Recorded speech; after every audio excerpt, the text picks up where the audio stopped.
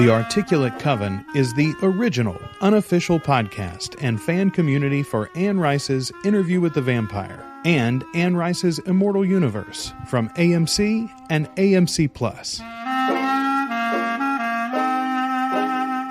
Welcome back to Articulate Coven, the unofficial podcast and fan community for Anne Rice's Vampire Chronicles and the Vampire Lestat, including the forthcoming TV show. We are your hosts. I'm Joel Sharpton. I'm Ashley Wright-Eiler. And we are here today to discuss Interview with the Vampire, the book that started this whole thing.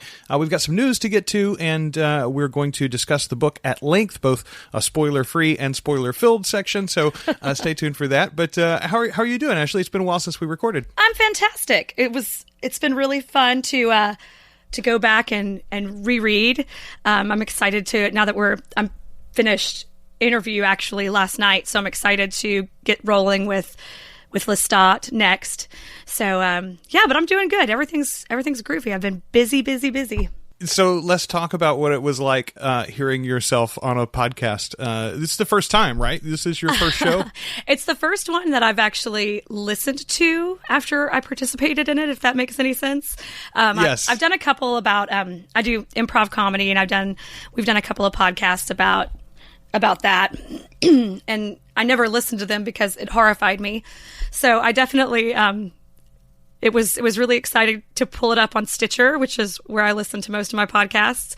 And it's the same place I listen to like My Favorite Murder and things like that. So it was really weird to listen to myself through a medium that I've enjoyed a lot of other people's work on, you know. But it's it was like fun. Seeing yourself on TV or something. Yeah. Yeah, you know. I don't generally like to watch myself do my work. Generally speaking, even, you know, with watching videos of my improv performances and things like that, it just makes me horribly uncomfortable. But this did not make me throw up in my mouth, so I'm very pleased.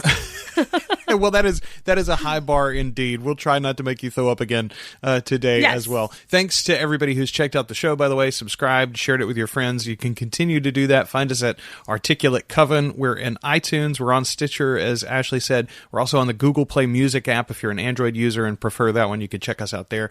And wherever you find us, share us with your friends, especially your Anne Rice loving friends. We got a lot of fun stuff lined up for you, and it's always more fun if there's more people along for the party. Ashley, why don't we get to the news? What do you say about that? Okay, excellent. Let's go. We knew that something was coming. Anne and Christopher Rice, her son, had both been hinting that they had a secret project to announce sometime soon, unrelated to the Vampire Chronicles. And Christopher, in particular, had dropped some hints on Twitter months back that led me to believe it might have something to do with The Mummy, Ramses the Damned, a book that Anne wrote quite a long time ago and had never returned to, even though the book specifically set itself up for a sequel. And I think there's even a coda at the end that says, you know, the Ramses will return sort of thing almost. So the announcement finally came about March 14th or 15th. They posted it together in a live video to Facebook, and then Entertainment Weekly on the 16th had an exclusive of not only the details of the project, but an excerpt, as a matter of fact. It is Ramses the Damned back in a sequel novel entitled Ramses the Damned, The Passion of Cleopatra, and it's going to be out this fall. Ashley, what do you think about Ramses? Are you a Mummy fan? I have never read it. Really? I know. It's shocking. I have never read it, so I'm super excited. I have to be really honest. I'm not into mummies. It's not really my thing. You know, like the old mummy movies have never really appealed to me. Now, I will say I did love the Mummy series with Brendan Fraser. I thought that was super fun. But it never had that much appeal to me. Until recently, actually. So that's definitely one I have a copy of it. I'm going to dust off and go through. So I'm super excited. And I'm also excited selfishly that I hadn't read it yet, so I didn't have to wait that long for the sequel. Yes, yeah, absolutely. It's going to be good for you because you'll get them both sort of back to back right into the brain. Yeah, we will absolutely cover Ramses the Damned, the Mummy, the original novel, at some point on an upcoming episode before this book comes out. We'll hope for anyway, because it's one of my favorites. I am also not a huge Mummy fan. I am a big fan of the Universal Studios monster films. You know, all of those classic films. I like that era of filmmaking in general. And there was a part of this book I think that is very much Anne's homage to that. It definitely has that adventurous style that it even has in common with the Brendan Fraser mummy films. Now, it's not as comedic as that. Right. It's not as, laugh a minute. And there aren't really gags in the Mummy book. What there is in the Mummy book, in my recollection anyway, is a lot of sex. It's a very, very sensual book. Sexy mummies. Yeah, absolutely. Well, I mean, so the basic storyline is that you have Ramses, an ancient man who, in his own lifetime, stumbled across an elixir that gave him immortal life. And I think, if I'm not getting this incorrect, I believe it's almost the exact opposite of the vampires in that he is actually fueled by the sun. So one of the ways that you can sort of belittle him or take his power away is to lock him away in a crypt, for instance, like a mummy. Wrap him up, cover him up, put him under the ground, and then he sort of withers away over time. He is discovered in, not modern day, but I think it is like the 20s or the 30s by a British archaeologist, and then eventually becomes, once he's back to his full powers, he arrives in London of that day, and it's like 1920s London. He has a love affair with the archaeologist's daughter, that sort of thing, and at Cleopatra, who is his nemesis in many ways, also returns to quote-unquote modern-day London, and there is a chase afoot. At the end of the book, you sort of believe that Cleopatra is gone, but clearly here that is not the case, as she is the title character for the sequel. I'll read you the little blurb here, not the excerpt. I'm not going to give anything big away there, but this debut novel from the duo, Christopher and Anne, we glossed that over. They're going to be writing this together. Yeah, I'm so excited about their that. First published project. Well, the really exciting thing for us, Ashley, is that this will give us some glimpse of how their writing is going to work potentially for the series, since they are working on the Bible, at least, of that together. This will give us an idea of what their combined voice might be. Yeah, what it's going to kind of feel like and sound like. I'm excited because both of them are very distinct writers, and so I'm excited to see what it's like when they mesh and meld. So I was wrong about the 20s and 30s. This is even the early teens London. 1914 London is when the sequel is set, and it's apparently right after the original book. Reginald, he's living as Dr. Reginald Ramsay in 1914 London. Unbeknownst to him, his former love and current nemesis Cleopatra is still alive and also searching for the secret of the elixir of life. Their search brings both immortals across a mysterious queen who is not only both older and more powerful than either of them, but also in possession of knowledge of a wider variety of magical potions, including the one that's responsible for their prolonged lives. Really interesting stuff. And for those of you, and I'm not going to give any spoilers here, but for those of you who have read the most recent Vampire Chronicles, sort of some echoes of tying both the future and the past of her characters together. I think that's kind of interesting. I love it. I like to think that all of these characters, all of these universes she's created, all exist together. Like I like to think it's all one big world. Kind of like with Stephen King, with like Derry, Maine, all the stories that take place in that same town. I sort of feel like in my mind, I like to think of Anne Rice's works being that sort of similar thing.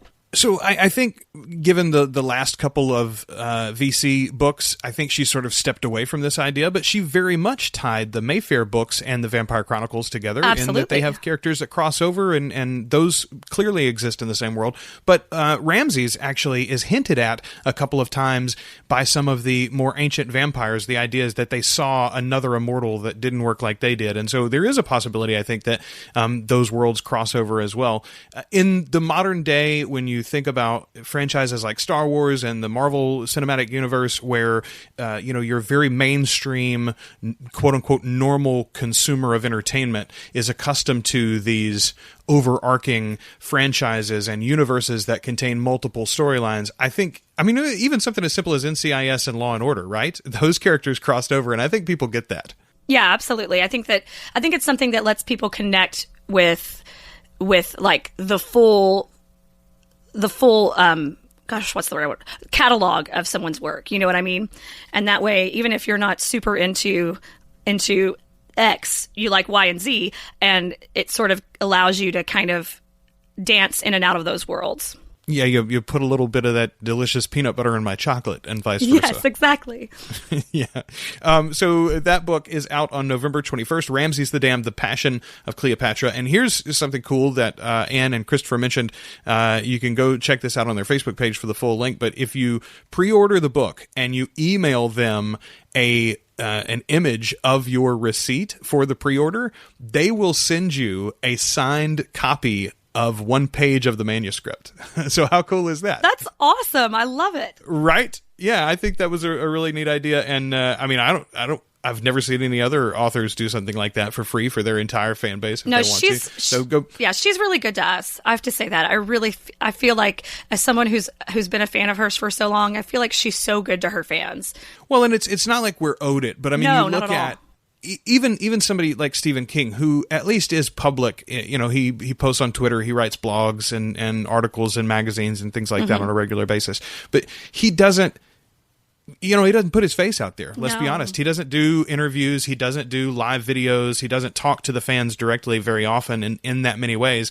Not that he needs to, but Anne really does. She engages with her fans directly. It's clear that she cares what they think about the product. Not in a way like, I mean, obviously she has her stories that she wants to tell, but she also is aware that these are not just her stories. They're our stories now, too. Right. And I love that she directly, she had a post on Facebook the other day, like, how would you react if someone came to you and told you that they thought vampires were real? Like, how would you react to that? What would your reaction to that be? And she legitimately wants to know what people think, how you would react if somebody, like, that's the most absurd thing ever, and you would probably think the person's mentally ill, and so it struck up a really interesting conversation in the comments about, like, that sort of thing. So, all right, that is our news for today. Why don't we go ahead and get to the crux of this episode, and let's start talking about the book that indeed started this all, Interview with the Vampire. Yes. Ashley, were you aware that this was a short story first? I was not. I think maybe I did know that at some point, but I totally have forgotten it. But yeah, no. So it was published in Playboy, but it started even before that. She finished the short story version in 1973, August of 1973. That was about 1 year after her daughter Michelle had passed away of leukemia. Michelle was 5 years old at the time, and clearly anyone who's read this book can immediately see a parallel there. You can see that she wrote the character of Claudia in many ways to reflect and to grieve the loss of her child, and to work through some of those ideas about what it is to bury a child young. But even before that inciting incident, I had always had it in my mind that it was that loss that spurned her to go and write the short story. That's not the case. She started it in the 60s, and the original version was quite different than even the final short story, and then the short story was quite different than the eventual novel that we got. The character, the vampire that is the interviewee in the short story, is very unlike Louis. He is quite cavalier with his immortality and not worried about his moral well-being at all, and is in fact in this room, which does not belong to him, awaiting the return of the owner of the room so that he can kill and drain him. And he's toying with the interviewer for, with this whole idea of his cold, calculating, killer nature. And clearly, Louis does that at times in the book. He toys with Daniel, the reporter, but that is not Louis's nature, and it comes through even in the first few pages of their interaction. But in the original short story, it was sort of, she describes him, Anne Rice has described him as an Oliver Wilde type almost. And so it is interesting to see the origins and perhaps how that original character might have been like the rough draft in some ways of Lestat. Right. To eventually, rear his head in the second book. But so that was the origins of it. Now, when she turned it into the longer work, it is clearly about the loss of her daughter, Michelle, that sort of everything springs off. But the basic story is, if you've never read the book, and if you haven't, what are you doing here? But the basic story is this: Louis, a vampire of an undeterminate age, is engaging with a reporter who has a bag full of tape, and he's got his little mini tape recorder there in front of him, and Louis wants to share his story. The reporter doesn't believe that Louis is actually a vampire when this begins. He's just there for a good story. And in the short story in particular, it's clear that he's on a deadline and he's trying to get something on for local radio. I think in the book it's a little unclear exactly, what Daniel is going to do with it. But that is the basic idea of the thing. And then over the course of the novel, we discover what Louis's life is like, both as a mortal, the end of his life at least as a mortal, and then in particular what his life has been like as an immortal, a vampire living in New Orleans and all over Europe, and then returning to the States in what was at the time modern day United States. So we're talking about, the late 70s, the early 80s. When was the first time that you read Interview? And you started with Interview proper, I did. That was your first book. Mm-hmm. I read it I was in junior high. It was in junior high for sure. I think I mentioned in the last episode, I was really interested in starting with The Witching Hour. There was a copy of The Witching Hour at my house, but my mom kind of steered me over to Interview. I don't really know why, but that's where we went. And yeah, I tore through that book in like a day and a half. I did not sleep, as I want to do, like with books. It's the only thing I am OCD about. I will one more chapter myself into the next day. And that's how, I tore through that book. And I feel like it wasn't too long after that the rumblings of the movie had started, because I feel like I just became real obsessed in very rapid succession with the whole thing. But I immediately, like, when I had gone through this time reading it, highlighting a lot of the descriptions, especially at the beginning of the book, when he's kind of laying out all the pictures of his plantation and his family's life and all of that. Like, she just paints such beautiful pictures for us. And I think that's initially what sort of hooked me in. I was really into like classic literature, reading classic stuff. And I had been reading Shakespeare since I was like 10. So this kind of just, I don't know, it was exciting for me to read a modern author that wrote in this style that I thought was so entrancing. So to show my fan bona fides here, I am holding my copy of The Vampire Companion, the official guide to Anne Rice's Vampire Chronicles by Katherine Ramsland, who also wrote, which I also own, The Witch's Companion about the Mayfair books. And a lot of times I'll refer to things from this book. If you've never seen this, there's a couple of editions out of it at least. I have the second edition, which is the big paperback, and it includes revised and updated entries for Memnoch the Devil. That shows you how old this thing is. Awesome. It goes all the way back to right after the release of Memnoch. But Anne has said in lots of places, and I'm quoting her here from Katherine Ramsland. She says, "I was Louis when I wrote it. The theme of Louis' story, a fruitless quest for redemption through empty religious concepts, held great personal significance for me." It is clearly a book that is weighed down by someone who is not sure whether they want to live, who is not positive about the nature of the universe, God, what is good, what is right, what is the nature of suffering, all of these sorts of things. Clearly the sorts of things that you roll around in when you lose a child at 5 years old. It's always struck me as what a powerful moment that is. And thank God, in Anne's case, we didn't get an ended life or a lifetime of depression. We got an entire universe of creation that sprung forth from this moment for her. Absolutely. I think that's, I can't even imagine. I can't even imagine what that would be like and what that had to be like for her. I think that I was not really raised with much religion, organized religion, as we know it here in the South, particularly. So a lot of Louis' questions are questions that I had, you know what I mean? Musings and things that I wondered. The nature of evil, I think, is something that he really struggles with. What's evil? Am I evil? Am I becoming evil? How do I keep from being evil? Am I just is there something intrinsically in me that is bad, that is wrong? Is it something I can fight? I don't know. I love all the moral questions in this book in particular. Louis, so I love him as a character. I have more I love him more than Lestat, I think, like deep down, as far as like feeling empathy for him and being able to see parts of myself in Louis as well.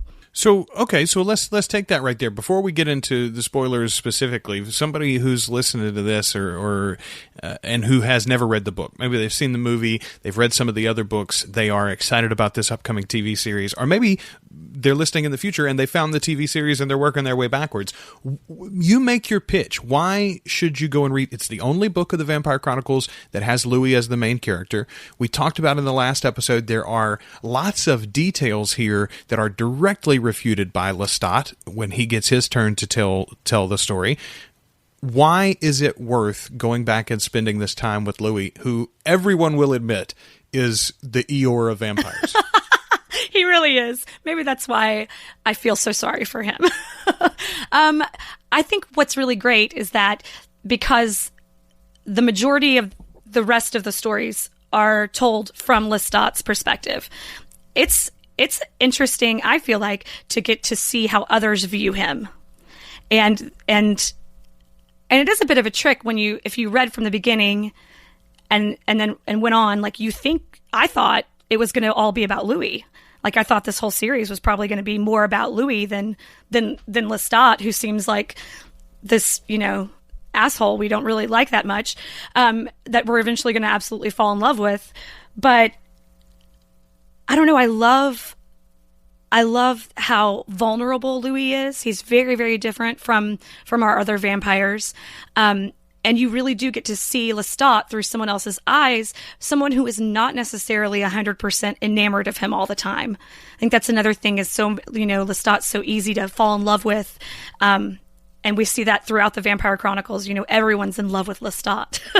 And he's... And you know what I think is interesting there? And the other relationships, especially the ones that are, more close to 50-50 antagonistic in love, like Louis and Lestat, the other relationships tend to literally be pendulum swings. Either they are in love with Lestat at the moment, or they are so enraged by his actions or his attitude toward them that they're sort of, on the outs with him. Well, and I think Louis holds both those thoughts at the same time. Mm-hmm. He adores Lestat in a way that, few other characters in the books do. And yet he is always fully aware of what Lestat is and who Lestat is, and that Lestat always comes first in his mind, no matter how much he may love you back. Absolutely. Absolutely. I think that's part of that is I think that Louis is so taken aback by Lestat's selfishness. And I think that because Claudia was involved and we have this childlike presence that's involved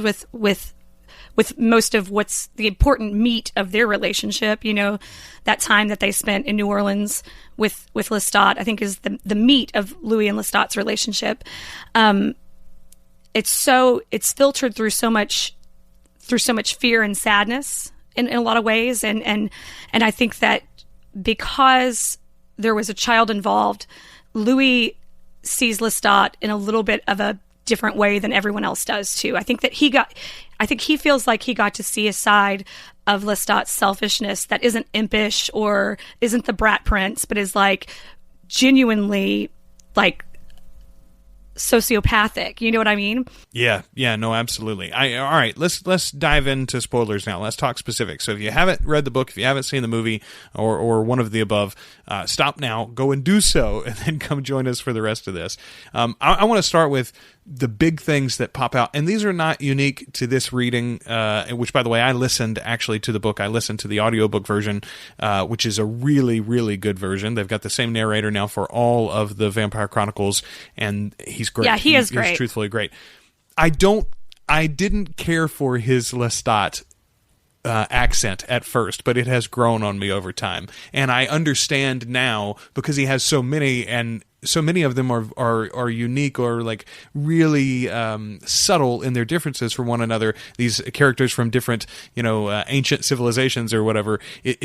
He's got to find a middle ground, and his Lestat is pretty good if you're going to listen to the bulk of the book in that one voice. So it works. Here's the thing that jumps out to me first. I always forget the level of disdain that Louis has for Lestat. You never see, in any of the rest of the books, you never see from his perspective again. And you never get into his mind as far as the actual storyteller.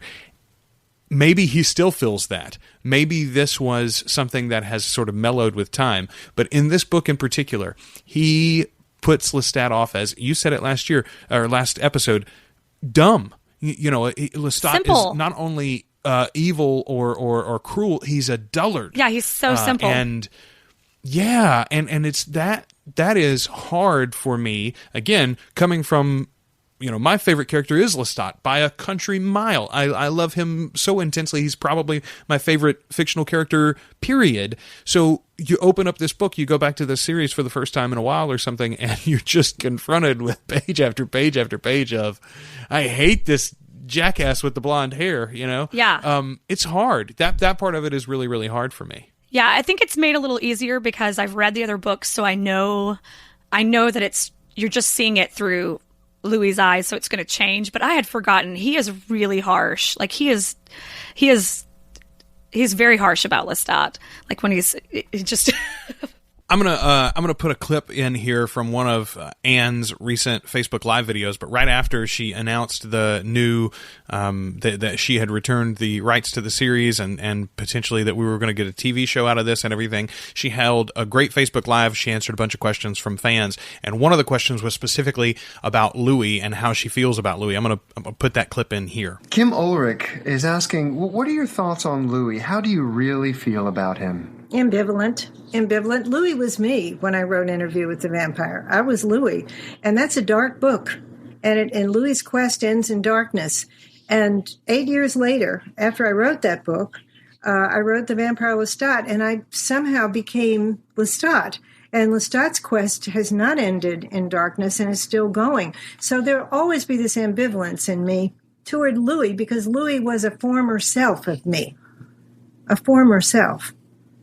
Yeah, exactly. I loved Louis, and I loved having him in the realms of Atlantis very, very much. But it's a character I have trouble going back and embracing because I'm not him anymore. But the crux there is she feels a lot like about Louis like I do. She feels very ambivalent about him because it is a time in her life that is almost impossible for her to return to. And there's so much of herself at that time wrapped up in Louis. That time was a sad time for her. That time was a dark time. That time's a time she's glad she climbed out of. It's hard to have much fondness for a fictional character that embodies such a dark period of your life. I can absolutely see that. The interesting thing for me is, we will get to this when we finally get to the most recent Lestat book, but Louis' prominence in the most recent couple of books is actually pretty large again. He figures very majorly into Lestat's life, even in the modern day. And so I do think it's interesting that she's going to be confronting herself with that character theoretically a lot over the next few books as she continues to write. Well, and I don't think we like to, most people anyway, don't enjoy, especially people who are strong and opinionated and consider themselves in control of their sphere. Nobody likes to wallow in their weakness and revel in their weakness. And I think that, especially considering how Louis was a foil for her during that dark time, that's not really the most pleasant place to go and revisit, pleasant place to go sit. And maybe parts of Louis that she sees when she goes back to revisit Interview are parts of her that she would rather not, remember, rather not re-experience, that sort of thing. I'm excited. I haven't read the most recent books. I'm way behind, so this is really great for me. But I'm excited that that we'll have more of him, because I do like Louis. And I don't know if it's just because I tend to be a very empathetic person. This whole Claudia storyline to me is so insane and heartbreaking and like a psychological, explosion in my head for what happens to these people, what happens to these characters. So I got really sucked into Louis and his perspective. So the two other big things that stick out to me, or at least stuck out to me this time, I forget about Lestat's father being in Interview. Yeah. I forget him entirely. Me too. He's not in the film. And because of that, it's one of those things that you sort of rewrite it in your mind. You warp the memories together. But he's a major figure in the beginning of that. As a matter of fact, according to Louis, he's the only reason why Lestat ever came to him in the first place. Louis had a plantation. Lestat needed a place to put his father up so that he wouldn't be such a burden to him during the day. That's what it comes down to. He was caring for his father in the States, in New Orleans specifically, or we're led to believe somewhere around New Orleans, and it was troublesome. It was expensive and troublesome. And so he needed a place to keep this old dying man. And so that's why he gets the plantation. And the few sparks of kindness that Louis sees and shares with the readers come from his Lestat's interaction with his father. There's intense moments of cruelty where Lestat berates the old man and, tells him, why aren't you thankful for these things that I provide, et cetera, et cetera. But then there are also moments of real genuineness and kindness and warmth where it's clear that Lestat cares for his father. And it's just that whole relationship is interesting to me, and it's something I forget. On Louis' side, same thing, right around the same time in the book, I forget about the Frenier family, both the sister and the brother. Lestat ends up causing the brother's death early on, and then the sister guards the two of them, hides them as they escape from the plantation to New Orleans when the slaves revolt. I forget about all of that stuff. And Louis' relationship with her in particular, with the Frenier sister, is so interesting. He plays the angel to her, he plays the devil a little bit, and then sends her off on this path as an independent woman. That whole thing is very, very interesting to me. Yeah, I completely forgot how long we spend at the plantation too. I forgot how. Yeah, they're there for a long time. It's like it's a significant portion of the book, truthfully. Absolutely, and I don't know if it's because the movie kind of clouds my memories of the book a little bit, because it's much more about living in New Orleans and Louis and Lestat and Claudia, and less about, what happens, how they get there. But man, it's a huge portion of the book that we learn. I'd kind of forgotten about, I remembered, but I didn't really remember about his brother, what happens with Louis' brother. And I forgot that Louis had a sister completely. Like, I completely forgot he had a sister at all. I did not remember much about the first section of this book at all. So I also forget his sister. The brother is easy for me to remember for some reason, because the image of the brother being pushed down the stairs by the, ghostly apparition or whatever, that image always stuck with me as a kid.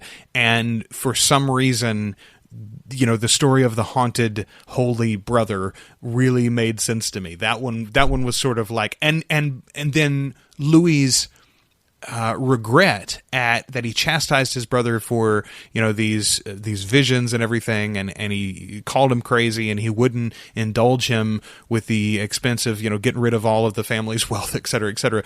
But on the flip side, like, I don't know. It just seems such a small thing for him to dwell on in the vastness of the rest of his life and all of the lives that he is directly responsible for ending, for instance. It's interesting, the things we dwell on. But that's totally Louis. He lives in a place of regret. I feel like, he just stays there mentally. So much in his voice is regret and missed opportunities and what ifs.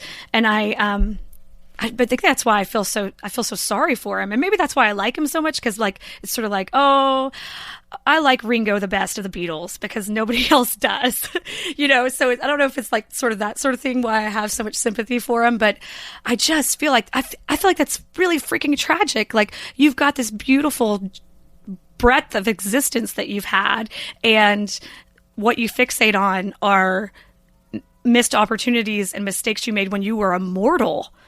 Like in the 1700s, that was so long ago. Yeah. So here's the thing that always gets me about Louis, and it's strange. Our friend Richard Bennett, he and I were discussing the new Star Wars movie the other day, and he was telling me that his son loves Darth Vader. He is fascinated by Darth Vader, but he literally cannot stand to be in the room even for a few moments of actual film footage with Darth Vader doing anything. He's overwhelming to him. And I feel like I am a guy who does not believe in the death penalty. Okay. I am not for capital punishment in any way. And yet the thing that makes me not like Louis the most is his insistence for long periods of his life on not drinking from humans. I hate that he's a rat eater. It bothers me so much. And I feel like, and Lestat shows him, like, there are ways you can drain the evildoer. You can take the little drink. You don't even have to kill your prey if you don't want to. Like, there are ways to be a vampire and try to live by some moral code other than just being a rat catcher. And it bothers me for his periods of rat catching. It bothers me. It's one of the reasons why I think at the end of Interview, when you have the whole section where he goes and finds Lestat, in disrepair, and he's sort of lost his mind. He's living like a hoarder or whatever.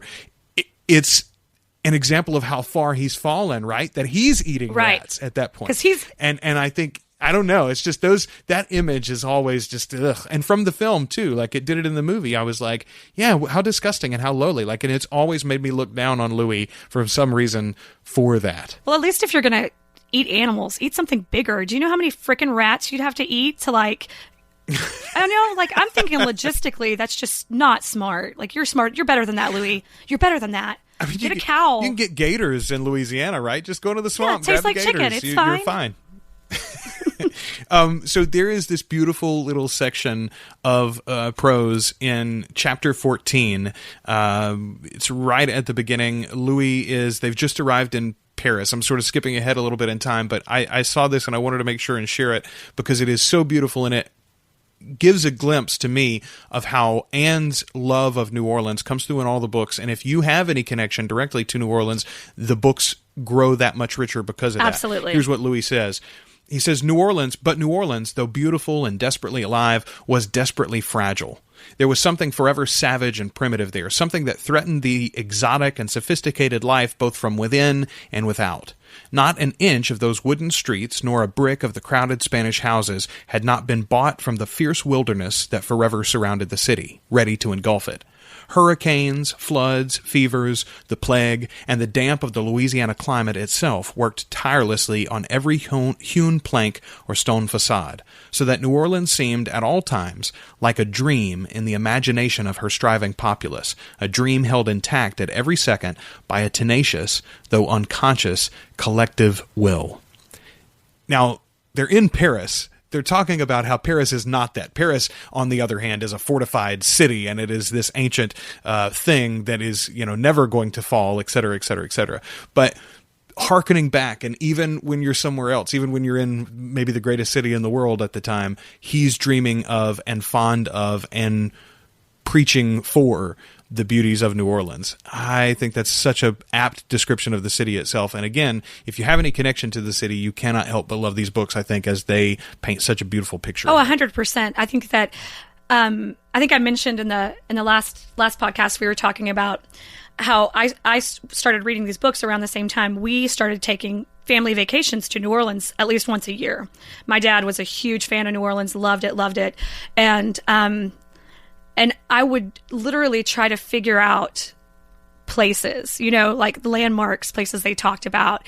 And I honestly think that's one of the reasons why, to this day, New Orleans is my favorite city that I've ever been to. I have such a huge, huge place in my heart for it. There's a special energy there. There's a special, it's an amazing, amazing city. And I guarantee you part of that is reading these books when I was that age. At the same time I was going down there. It just really created this mythos of this beautiful city for me. I absolutely love it. It's so fragile and so powerful and so untamed. It's just, don't even get me started. I freaking love New Orleans. So fragile and powerful and untamed. That's a pretty apt description of the female lead of this book, Claudia. Let's talk about Claudia. Excellent segue, Joel. I thought so too. I saw the window, so I jumped at it. Good. She's 6 years old and probably dying of the plague when Louis and Lestat find her. Louis has been in one of his phases as a rat catcher. He's starved himself to a degree, and Lestat in particular has been toying with him and tormenting him, both because of his current attitudes and actions, but also because of his own, moral struggle. Lestat, at least in this book, sees this as a weakness and is attacking him for it. The idea being he's trying to purge himself, I think, of this, or purge Louis of this last remnants of humanity or something. That's what it feels like anyway in the books. And he pushes him to a place where he literally brings him to this girl, this dying girl, and her mother, who may already be dead beside the girl even as they find them, I think. And Louis drinks and would have killed Claudia, did, in fact, except that Lestat skirts her away, gets her nursed, and then takes the girl back from the humans that had patched her up a little bit and brings her back to Louis the next night to convert her into a vampire, a child for the two of them. First of all, the story of having a baby to try to fix your messed up relationship is pretty common in the human world, right? Like, I mean, let's make a baby is never the answer to your communication problems, friends. And it is definitely not the case here, especially when you trap that baby into the body of a 6-year-old as she ages into a very, very capable woman. But the character of Claudia, even from those first few incidents, you can tell that she is tenacious, that she is, in many ways, it mirrors to me the childhood of Lestat. Not that he obviously wasn't raised in the slums, he didn't suffer from, the plague, but he was put upon. He suffered hardships in one way or another, and he had this innate desire to survive, to climb above his fellow man in some way, so that he at least would make it out of the rabble. And Claudia, I think, even in those first few incidents, shows that exact same tenacity. Clearly, if the vampires had never happened on her, I think her story would have ended right there. But it seems like whether it was through this means or some other, perhaps she would have found a way to make a way for herself. I don't know. I always just had that impression of her. And maybe that has more to do with what I bring to the story, or what, I don't know, Kirsten Dunst's portrayal in the film brings to the story. But I see her as, Queen Elizabeth famously said, if I were dropped in my underpants anywhere in Christendom, I would not only survive but thrive. And I feel that way about Absolutely. Claudia. Well, I think too, she is and does what Lestat is trying to drag out of Louis. She likes killing. She's not messed up about taking down a victim. Like, she even plays with her food a little, I don't know. I think that she delights Lestat in so many ways, because so much of what disappoints him about Louis and what he wishes Louis were not, she is. Well, it's an interesting experiment too, in that, I mean, effectively, she has no human memories. Because of her young age, the stress and turmoil in which she was brought over, etc. All of her personality really is developed after she turns to a vampire. And so you've got this creature, very unlike Louis or Lestat or Armand even, who was a little bit older and sort of trained for it before he was brought over into vampirism. Claudia, all she knows is this life that means that if I go on as this powerful preternatural creature, then you must die. Somebody's got to die every night. Maybe a bunch of people. Yeah, on a good night. And yeah, and the fact that she starts with that as the fundamental basis of her universe, and then she tries to build herself, I think, still a moral structure or an ethical structure on top of that. But she has no fundamental humanity really to then bolt on, the new circumstances that she faces as a vampire. It's really, really interesting. And especially once you see her, they spend 65 years together in New Orleans, theoretically happy, before everything falls apart. Once you see her, though, on her own, as a senior woman, really, in the prime of her life, but in this tiny body, you see her own plans. I mean, she's looking first of all, she's looking for answers. So like she pushes Louis even more so. He also pondered what about other vampires, but he never would have left on his own volition. No. He never would have forced the issue with Lestat on his own doing. It took Claudia to set everything into motion. And so they do. They travel to Europe and they find these, which again, I forget about this from the film. They find other vampires, mindless, sort of zombie-like, Nosferatu almost vampires. And then it's never really even explained. It's sort of hand-waved by Armand that these are creatures that were, they're created and locked in their coffins too long, and they sort of go mad because they don't have any blood early on, and then you've got basically a mindless, hungry beast. I've always wondered if we were ever going to meet that style of vampire again in the books. I think she just must find them boring, because we sure don't. We never go back to that. We never revisit. Well, and no, not at all. And again, it's very, very hand wavy. Armand goes, "Yeah, don't worry about them." I mean, and that's pretty much all. Pay no attention to the man behind the curtain. About him. Yeah, pretty much. And I'm like, but how did that happen? Like, there's no other circumstance in the books that seems to tell you that if that had happened to Louis or Lestat, let's say that shortly after they'd been turned into a vampire, they had been locked in their coffin for what? Years? Decades? How long would it take for them to come back insane whenever they were finally roused with blood and a little room to run? I don't know. Anyway, but that's such an interesting moment. So they go looking for answers, and then when she doesn't find them there, she says, okay, let's set ourselves up a very nice life. I want to go to Paris. I want to stay in the finest hotels, and I want you to make me a girlfriend. Yeah. That's. I'm like, real quick, she's got her shopping list out. Yeah. And you listen to the passages in there where Louis is sort of alarmed at the way in which she spends money. She feels about resources, money and time the same way that she feels about blood, I think, in that it is made to be spent, it's made to be spilled, it is made to be taken in to me. And in that nature, she is very, very much Lestat's child. Oh yeah, she's living Kardashian style over there. It's pretty, I think so much of what drives Louis too is fear for her. And a way that, and I don't know, it'd be interesting, bless her, we'll never know because we won't ever get it from her perspective, but if does it on purpose to manipulate Louis because she knows he still sees her as a child, and she knows that she can manipulate him by playing on that, you know what I mean? And so much of the choices he makes, down to them attacking Lestat, down to dealing with the vampires in Paris, it's all based off of fear for Claudia, which I think is really interesting. And fear is never a good driving motivator for anyone. You'll make bad choices. No, you make very rash decisions, like burning the whole theater down. Although, I don't know, those were some pretty bastard vampires. Oh yeah, they're dicks. The Théâtre des Vampires, Santiago, I think, what an first asshole. Among the assholes. God, I hate that guy. The introduction of Santiago, I think, is very, very cool. The way that he mirrors Louis in the alleyway, and then sort of attacks him physically, shows that force and the strength that he possesses.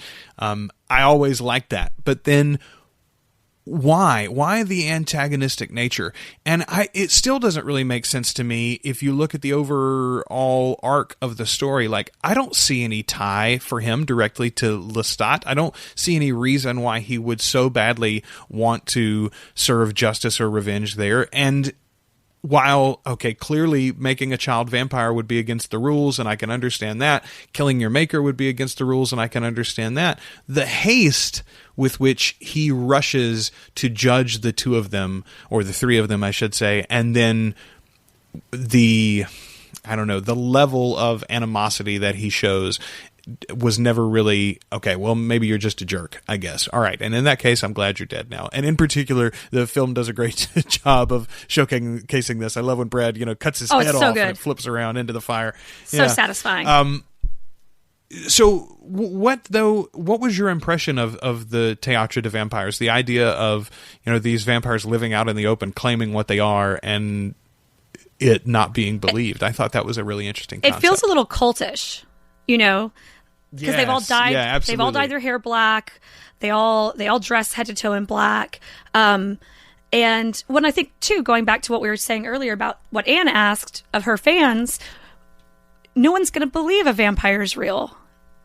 You know, they set up this illusion, and they even do it under an umbrella of an illusion, with it being, they put on theatrical productions where they literally kill someone on stage, and no one in the audience seems to realize that's really what's happening.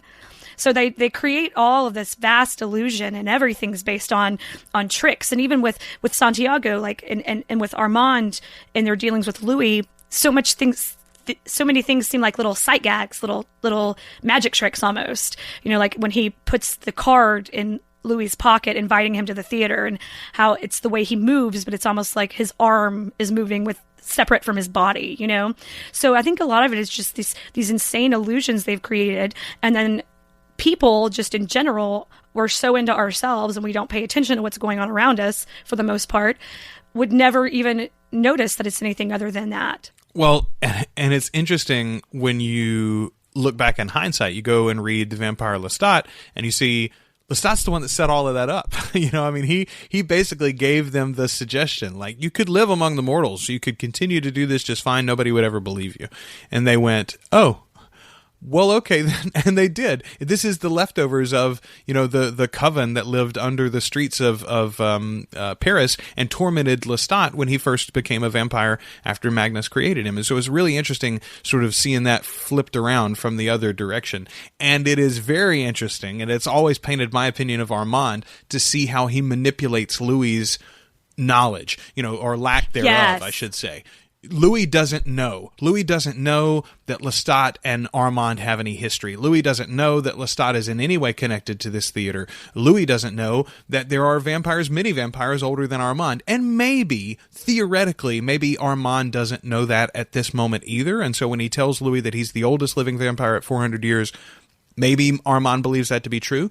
But knowing what we know now about the mind gift and the way that these vampires can connect to one another, you can't imagine that would actually be true. Surely Armand would have known that there were some others. Maybe he doesn't know exactly who they are, where they came from, or where they are now. But, like, I don't know. It's clear to me, anyway, that he is manipulating Louis, acting as if I am the only possible fount of information for you. And so, therefore, come and do what I want you to do. It's the same thing Lestat did to Louis. Figure out. Absolutely the same thing. Which, poor Louis, he gets so manipulated because he just doesn't freaking know, and he's scared. It's so bad. I hate it. Well, and the only upside to that, to me anyway, is that eventually Louis tires of him. You know, I mean, that's what it comes down to, is Louis gets bored with Armand. He spends this time from him. He learns a lot from Armand. They are good companions, and yet in the end, he goes off on his own. Why? Armand does not have the connection, the magnetism for Louis that even Lestat did. Even as cruel as he was, even as messed up as their relationship was, they don't have, Armand and Louis do not have the longevity that Louis and Lestat did. And I always felt like that was sort of a vindication. Yeah. But then they go and showed me Ratcatcher Lestat and totally ruined the end of the book anyway for me. So, like, I didn't want to see my guy there suffering. But you know, that first time through, I do remember, because as I said in the first episode of this, I read the prologue to The Tale of the Body Thief. So I basically got introduced to Lestat as a god, effectively. And then you go back and you see him at the end of this book in shambles, like literally nothing. He's a hobo, you know, and you're like, how does he get from here to there? And so it was very exciting to me to jump off from the end of this book into the next book and see how Lestat sort of recovered himself. Well, and that was sort of the compelling, you know, push at the end of this. And coming from the perspective of this is the first book I read, I have to say that asshole deserves it. Like, there's part of me that's like, yeah, I'm excited to see you brought low, because, man, you play all sides. You are a master manipulator. I think it's all right that you sit here and eat some rats for a few minutes and have companions leave you constantly. I think it's okay that you get what you gave, you know?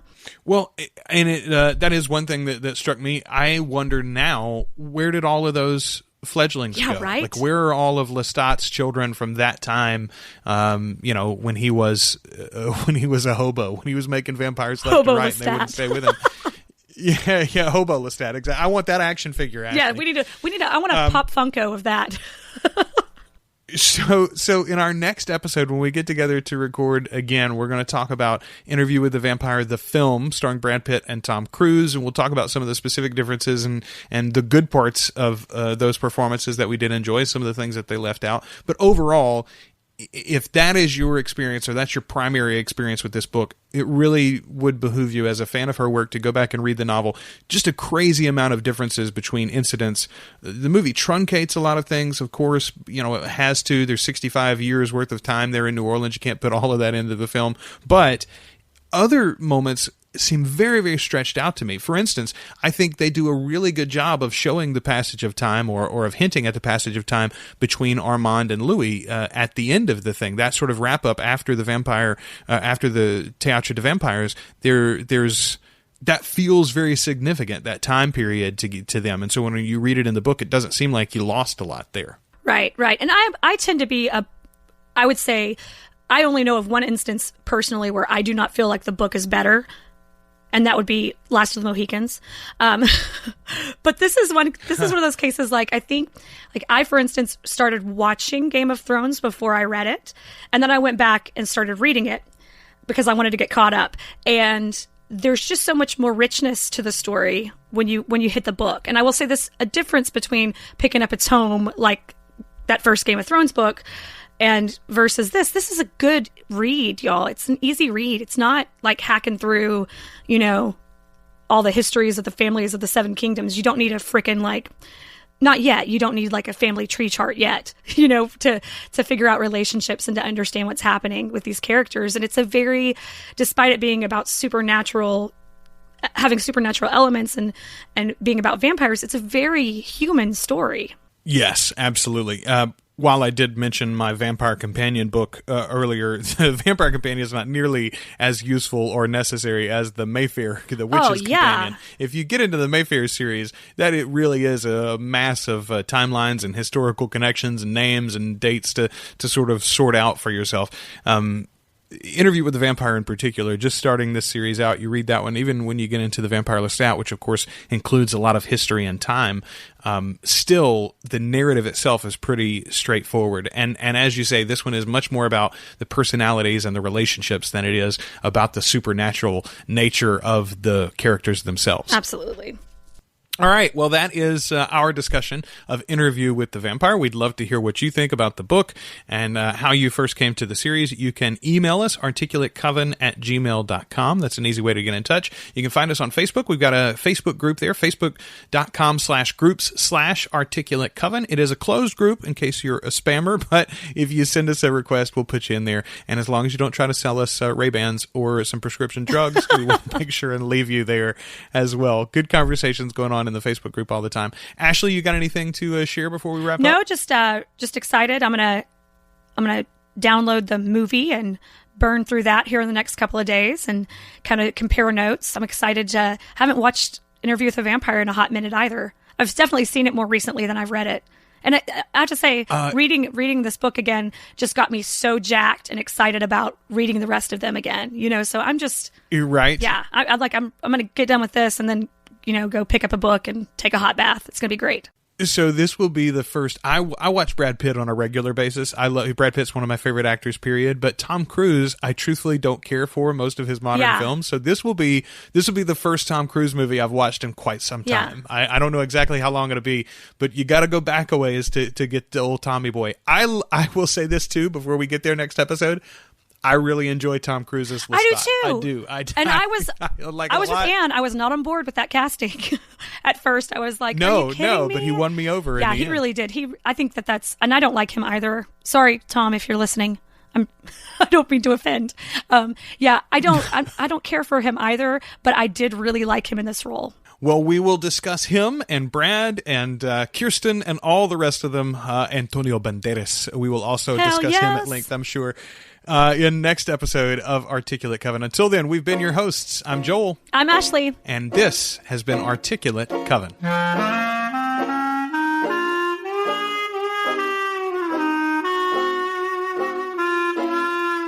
Thanks for listening to the Articulate Coven. You can join our community on Facebook by following the links in the show notes or searching for Articulate Coven on Facebook. You can subscribe to the show in Apple Podcasts, Spotify, Google Podcasts, or at articulatecoven.com. And share us with your Anne Rice loving friends.